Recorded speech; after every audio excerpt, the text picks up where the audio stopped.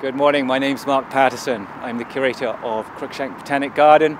Indeed, you are in Cruickshank Botanic Garden, and it is the month of February.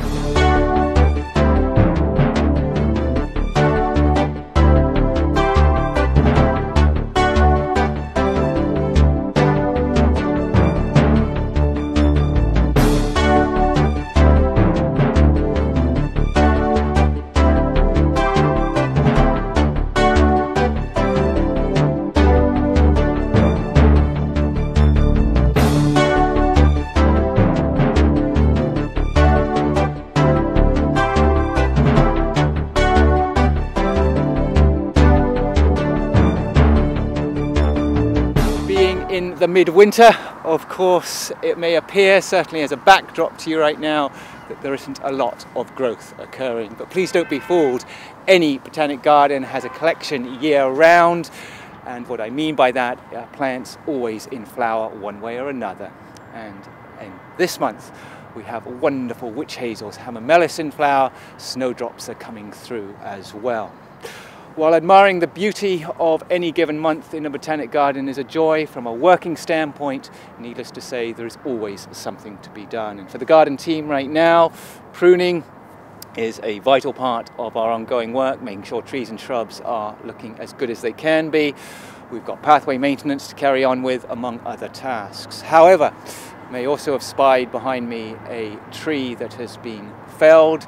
That was back end of last year due to Dutch elm disease, but equally in the last couple of weeks we have had, through winter storm damage, another tree come down elsewhere in the garden. Needless to say, that too has focused the time and attention of the gardening team. Of course, that sort of work, while unplanned, vital to clean up and make secure and safe. Safety is paramount in the botanic garden, and for that reason we can then have access for one and all. And today I'd also like to introduce you to one of my colleagues, who is the education officer, one of the education officers in the Aberdeen Biodiversity Centre, a vital department here at the University of Aberdeen who uses the gardens extensively. Vicki, thank you for joining me on a crisp, blue-skied winter's morning. We're here on the pond dipping platform at one of our ponds in the Botanic Garden. I helped instigate this platform a couple of years ago, in large part because you and your colleagues in the Aberdeen Biodiversity Centre wanted it. How are you using it?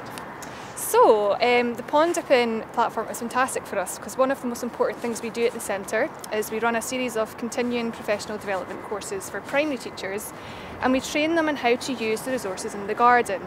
And we found that pond dipping is one of the topics that they really want to do because it's so fun, it's so engaging, and it really brings science to life for children and helps them to learn in a way they don't often do in a traditional classroom setting. But often, if they've not done it before, they're not very confident about doing it. So we developed this session and we had this pond to give them this opportunity to do it. And in doing so, it built their confidence in being able to use the pond in a safe manner, and also to know how to use it to explore the different animal life that exists within the pond. And the confidence is as much for the students as it is for the teachers, because Absolutely. You do continuous professional development programs for teachers separate from teaching students directly. Am I right? Absolutely, that's right. So in terms of students, we work closely with the School of Education as well. And we have worked in the past with primary education students on their science and nature course. We worked very closely with Dr. Laura Colucci-Gray. Yes.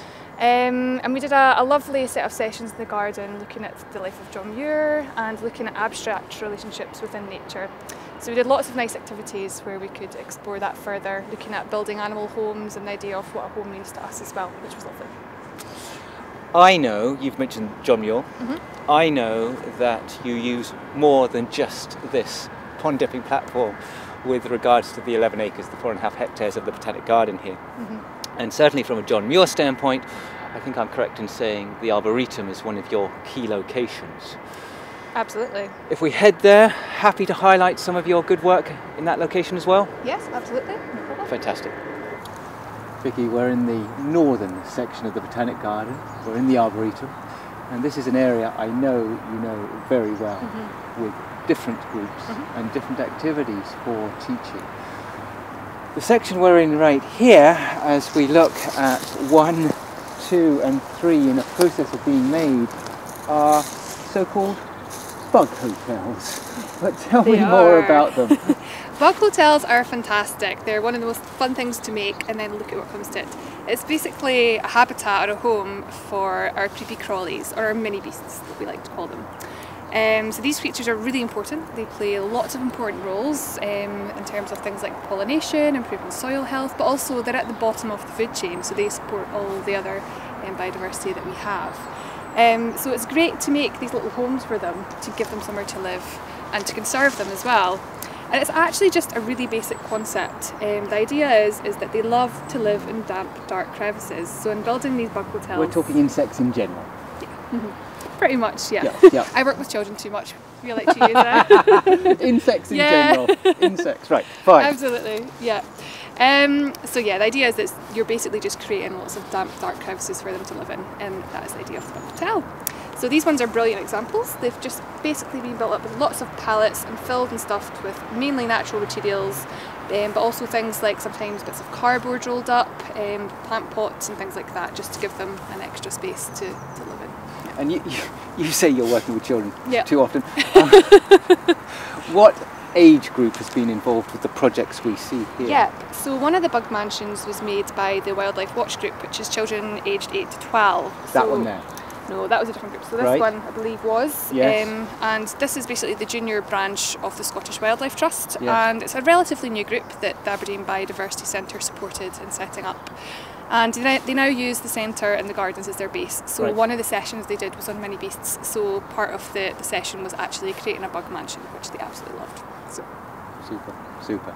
And I mean, one of these is in the process also of being revamped, and it's the University of Aberdeen Undergraduate Conservation Group. That's right. So we're getting all age groups involved. Yep.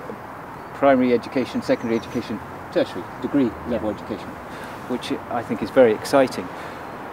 Other groups, have you worked with teachers on this, as with pond dipping? Yes, we have. We use this as our mini beast area. So one of our most popular CPD sessions for lower primary is mini beasts. So this is our bespoke mini beast area now.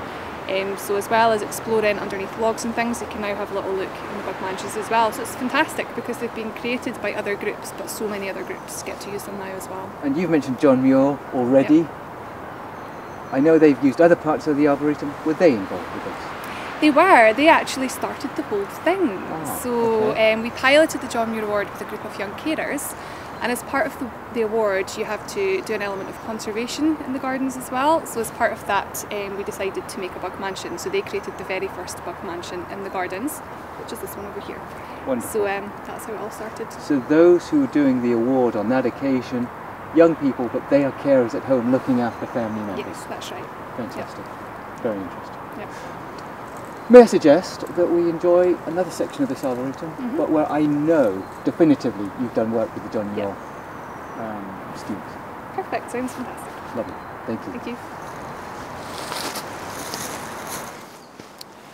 So Vicki, we're now at the highest point, and indeed the most northern point in the Arboretum. It's Kettle Hill. Yes. We've just walked out of the main birch grove here, and I know that's an area that you've used with your John Muir students.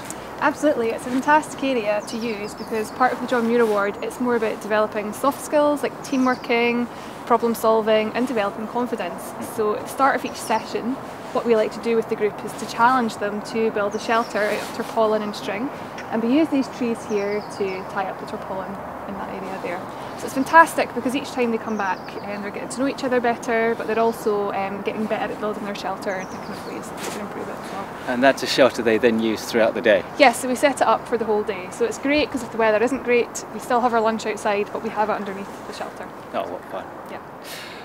One other group, or a group of groups, if I can use that phrase, that I know use the birch grove here, but also this wonderful collection of pines, are nursery groups. They regularly come to visit the garden. This is one of their main play areas. And while it might not be as structured as the John Muir, they are still here as young people to enjoy the outdoors and work in a team dynamic. And it is wonderful that the Arboretum, the garden as a whole, has such a breadth of users. Absolutely. So we work with all age groups at the centre, so particularly with the John Muir Award it's so flexible, and as I say, we've worked with young carers who are of primary or secondary school age. We worked with specifically secondary school pupils. Recently we worked with a group of Gaelic speaking secondary pupils as well, which was interesting. And we also translator on hand. Translator on hand, yes, from the university, so that was a fantastic partnership as well. And we also work with adult groups as well, one of which was the REACH group, who are adults in recovery from health and wellbeing issues. Very important. Really nice. Thank you so much for your time and your explaining of some of the work you do in the Aberdeen Biodiversity Centre. I know your breadth of work is enormous. But thank you so much for joining me today in this glorious February sunshine. Thank you for having me. You're very welcome. Working with the Aberdeen Biodiversity Centre is a treat. They do extraordinary work, working particularly with student groups and teachers, as you've heard from Vicki, on the outside of this university, but coming in to use the breadth of resources. Aberdeen Biodiversity Centre has their own wonderful display in the basement of the zoology building. When they can, weather permitting, duties, teaching permitting, they come into the Botanic Garden. They are but one of a number of groups that are able to enjoy this valuable resource here at the University of Aberdeen. I sincerely hope I can show you more